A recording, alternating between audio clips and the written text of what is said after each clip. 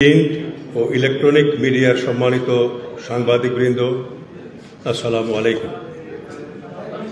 2009 সালের 25 ও 26শে ফেব্রুয়ারি পিলখানায় সংঘটিত হত্যাকাণ্ড তদন্তের জন্য গঠিত জাতীয় স্বাধীন তদন্ত কমিশনের তৃতীয় সংবাদ সম্মেলনে আপনাদেরকে স্বাগত জানাচ্ছি। ডিসেম্বর 24, 2024 তারিখের প্রতিষ্ঠার পর থেকে জাতীয় স্বাধীন তদন্ত কমিশনের নিরলসভাবে কাজ করে যাচ্ছে।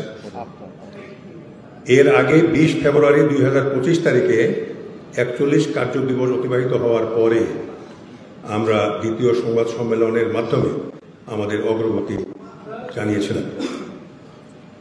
কমিশন ইতিমধ্যে আরও বেশ কিছু অগ্রগতি অর্জন করেছে, যা আপনাদের সাথে এই তৃতীয় সংবাদ সম্মেলনের মাধ্যমে উপস্থাপন করা হচ্ছে।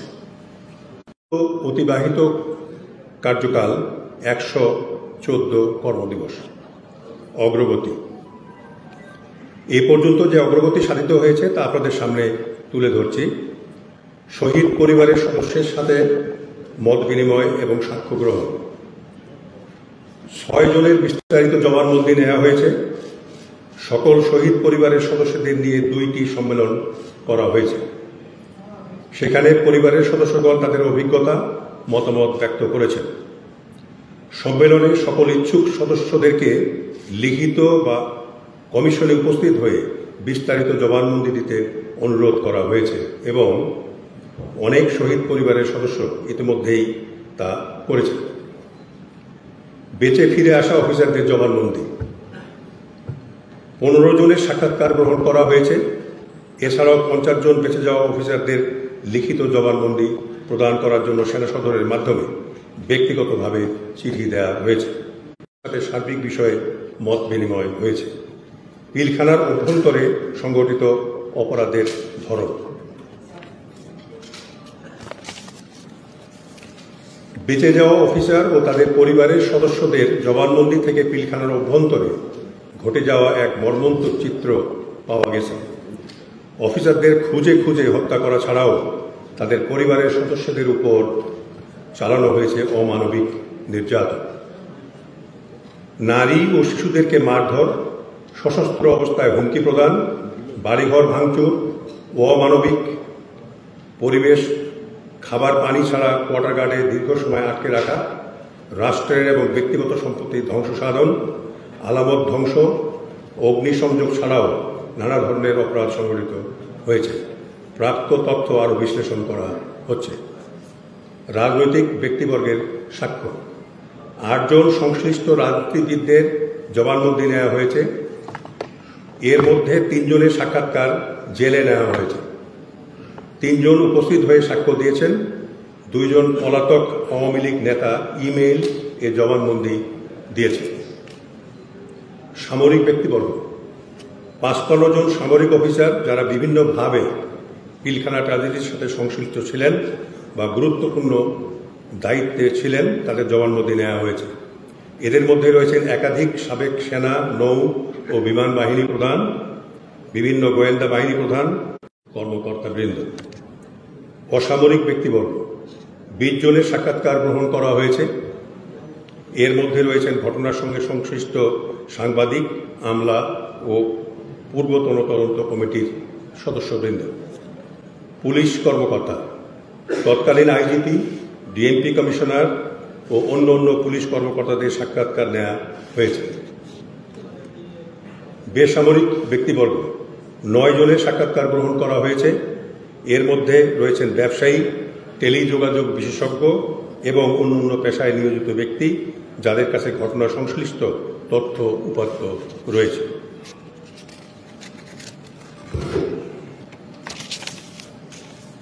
কারাগারে দণ্ডপ্রাপ্ত ব্যক্তিবর্গ। কারাগারে দণ্ডপ্রাপ্ত 25 জন বিডিআর সদস্যের সাক্ষাৎকার নেওয়া হয়েছে। তারা ঘটনার বর্ণনা দিয়েছেন এবং ঘটনার সাথে কারা জড়িত সে সম্পর্কে নানা ধরনের তথ্য দিয়েছে, যেগুলো এখন বিশ্লেষণ করা হচ্ছে। আরও সাক্ষাৎকার গ্রহণের প্রক্রিয়া চলমান। বিডিআর সদস্যদের সাক্ষ্য গ্রহণ। 29 জন কারামুক্ত বিডিআর সদস্যের সাক্ষাৎকার নেওয়া হয়েছে। মোট সাক্ষ্য গ্রহণ সর্বমোট 158 জনের সাক্ষাৎকার নেওয়া হয়েছে এবং আরও আনুমানিক 50 জনের সাক্ষ্য গ্রহণ বাকি আছে। বিদেশি সংস্থা ও দূতাবাস, 6টি দেশের দূতাবাস ঢাকায় জাতিসংঘের আবাসিক সমন্বয়কারীর কার্যালয় থেকে তথ্য সংগ্রহের উদ্যোগ গ্রহণ করা হয়েছে। অন্যান্য সাক্ষ্য গ্রহণ, পিলখানা ট্র্যাজেডি সংক্রান্ত কোনো তথ্য আছে এইরূপ ব্যক্তিবর্গ, প্রতিষ্ঠান, গণমাধ্যমকে কমিশনের নিকট তথ্য প্রদান করার জন্য অনুরোধ করা হয়েছে।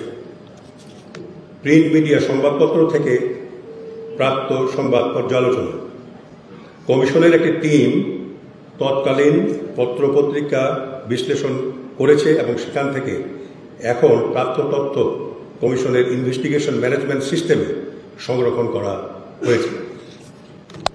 Digital evidence, video, CCTV footage, ছবি, কমিশন বিভিন্ন উৎস থেকে অসংখ্য ভিডিও ফুটেজ, ছবি, সিসিটিভি ফুটেজ সংগ্রহ করেছে। এগুলো বিশ্লেষণ করা হচ্ছে এবং প্রয়োজনীয় ক্ষেত্রে ফরেনসিক অ্যানালিসিস করার জন্য সংশ্লিষ্ট সংস্থায় প্রেরণ করা হয়েছে। প্রতিষ্ঠান পরিদর্শন, কমিশন ইতিমধ্যে বিজিবির ঘটনাস্থল, ডিজিএফআই, র্যাব সদর দপ্তর পরিদর্শন করে নানাবিধ দলিল দস্তাবেজ ও তথ্য সংগ্রহ করেছে এবং করছে। ব্যবহৃত তথ্য মোট পত্র লাভের সংখ্যা 25টি সরকারি বেসরকারি সংস্থায় কমিশন তথ্য সংগ্রহের জন্য 316টি পত্র প্রেরণ করেছে, যার মধ্যে 109টির উত্তর পাওয়া গেছে। বাকিগুলোর উত্তর পাওয়ার জন্য কমিশন যোগাযোগ অব্যাহত রেখেছে। সেনাবাহিনী কর্তৃক পরিচালিত কোড অব ইনকোয়ারি, 11 জুন 2009। সেনাবাহিনী কর্তৃক পরিচালিত কোড অব ইনকোয়ারি এর মূল প্রতিবেদন বিশ্লেষণ করা হয়েছে এবং সংশ্লিষ্ট ব্যক্তিবর্গের সাক্ষাৎকার নেওয়া হয়েছে এবং আরও অন্তত তদন্ত চলমান রয়েছে। প্রতিবেদনটির আরও বিচার বিশ্লেষণ চলছে। স্বরাষ্ট্র মন্ত্রণালয় কর্তৃক গঠিত তদন্ত প্রতিবেদন, 11 মে 2009। স্বরাষ্ট্র মন্ত্রণালয় কর্তৃক গঠিত কমিটির তদন্ত প্রতিবেদন সংগ্রহ করে বিশ্লেষণ করা হয়েছে এবং তদন্তের সাথে সংশ্লিষ্ট ব্যক্তিবর্গের সাক্ষাৎকার নেওয়া হয়েছে। তৎকালীন বিডিআর কর্তৃক পরিচালিত কোড অব ইনকোয়ারি, তৎকালীন বিডিআরের বিভিন্ন ইউনিট কর্তৃক পরিচালিত কোড অব ইনকোয়ারির 57টি তদন্ত প্রতিবেদন সংগ্রহ করা হয়েছে এবং তথ্য উপাত্ত বিশ্লেষণ করা হচ্ছে। ওয়েবসাইটের মাধ্যমে প্রাপ্ত তথ্য, ইমেইল, জবানবন্দি, ভিডিও ক্লিপ, যে কোনো ব্যক্তি কমিশনের ইমেইল অ্যাড্রেসে তথ্য প্রেরণ করতে পারেন। কমিশন ইমেইলের মাধ্যমে এখন পর্যন্ত 1038টি তথ্য পেয়েছে, যেগুলো বিশ্লেষণ করা হচ্ছে। গ্রন্থ ও অন্যান্য দলিলাদি বিশ্লেষণ, book coalition years by Pranab Mukherjee, book India's near east a new history by Avinash Paliwal, More Than Mutiny, India Today, journalist Saurabh Shukla. জাতীয় সংসদ অধিবেশনের কার্যবিবরণী অনুলিপি 25শে ফেব্রুয়ারি থেকে 30।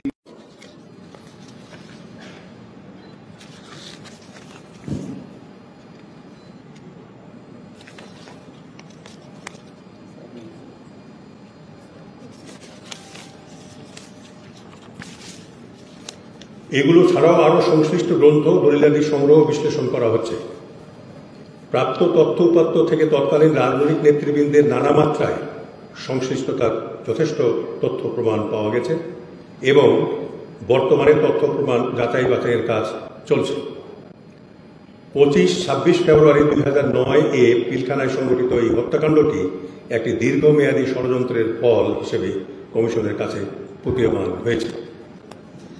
বিভিন্ন সাক্ষ্য হতে প্রতীয়মান হয় যে রাজনৈতিকভাবে সমস্যা সমাধানের নামে অযথা কালক্ষেপণ করায় এবং সশস্ত্র বাহিনী এবং অন্যান্য আইনশৃঙ্খলা বাহিনীর নিষ্ক্রিয় থাকার কারণে বিদ্রোহীরা নির্বিঘ্নে হত্যাকাণ্ড অন্যান্য অপরাধ সংগঠন করতে সমর্থ হয়েছে।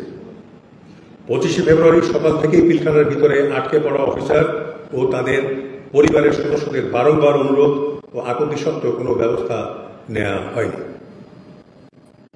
করে এটা বলা যায় যে তৎকালীন সশস্ত্র বাহিনীর কমান্ড ও আইন শৃঙ্খলা রক্ষাকারী বাহিনীগুলো সময় মতো সিদ্ধান্ত গ্রহণ করেনি এবং অপরাধ সংগঠনের সময় তারা নিষ্ক্রিয় অবস্থায় ছিল, যার ফলে তারা বিদ্রোহ ও হত্যাকাণ্ড প্রতিহত করতে কার্যকরী পদক্ষেপ গ্রহণ করেনি। তৎকালীন গোয়েন্দা সংস্থাগুলো দায়িত্ব পালনের চরম অবহেলা ও ব্যর্থতার পরিচয় দিয়েছে বলে এ পর্যন্ত প্রাপ্ত তথ্যে প্রতীয়মান। গোয়েন্দা ব্যর্থতার স্বরূপ ও কারণ বিশ্লেষণ করা হচ্ছে।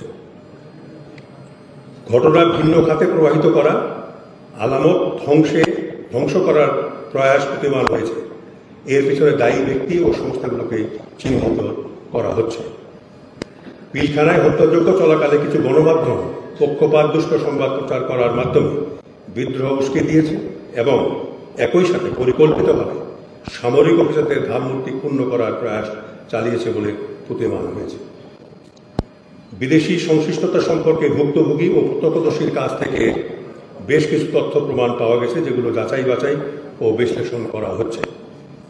এখন পর্যন্ত প্রাপ্ত তথ্য অনুযায়ী কমিশন মনে করে যে সময় মতো সামরিক ব্যবস্থা গ্রহণ করলে এই নৃশংস হত্যাকাণ্ড ও অন্যান্য অপরাধ প্রতিরোধ করা যেত।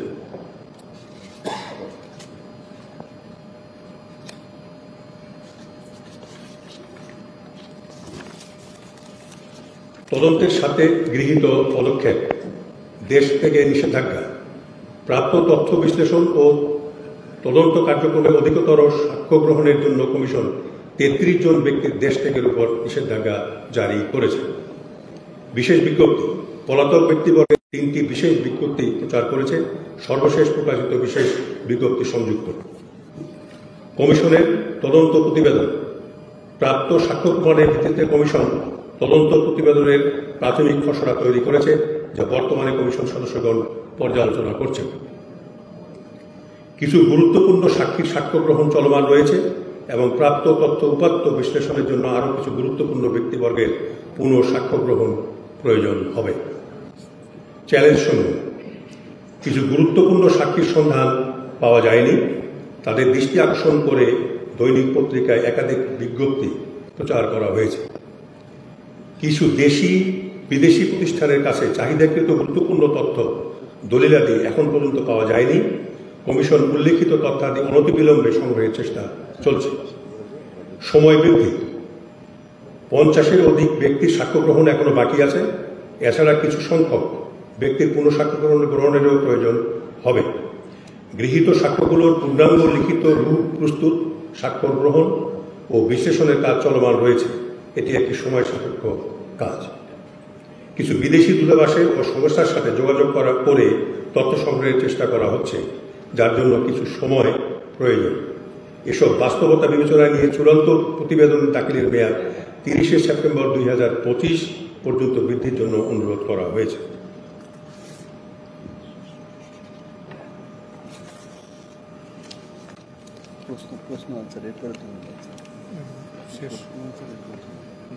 সাংবাদিক ভাই ও বোনদের, আপনারা এসছেন, আমরা খুবই আনন্দিত এবং আপনাদের উপস্থিতি আমাদেরকে বহুভাবে উৎসাহিত করেছে। এখন আমরা আপনাদের কাছ থেকে প্রশ্ন